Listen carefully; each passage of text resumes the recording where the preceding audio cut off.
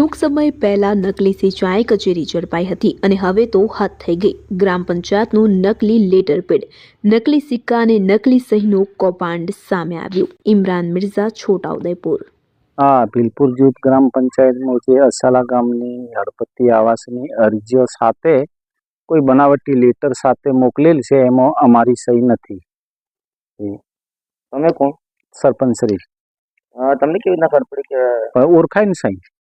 બનાવટી તલાટીની સહી પણ નથી? ના, એ ખબર નહીં પડે મને, એ તલાટીને ખબર। પંચાયતનું લેટર પ્લેટ એમાં એવું લખેલું છે આવાસોના ફોર્મ તમે પરત પાછા કરો અને એ ફોર્મ અમે ચકાસી અને ફરીથી પાછા મોકલવાના છે। એમાં ભીલપુર પંચાયતનું લેટર પ્લેટ ઉપર સરપંચનો સહી સિક્કો મારીને સહી પણ છે, એમની તલાટી મંત્રીની એમની સહી પણ છે, સિક્કો મારેલો છે। તો મને જાણ થઈને લેટર પેડ મારા હાથમાં આવ્યું, પછી હું સરપંચને ફોન કર્યો કે સરપંચ સાહેબ, આ લેટર પેડમાં તમે સહી કરેલી છે, તમે અરજી આપેલી છે? એટલે સરપંચ સાહેબ એવું કીધું કે નહીં, મેં દિનેશભાઈ અરજી આપી નથી અને લેટર પેડમાં સહી છે એ ખોટી છે। તલાટી સાહેબ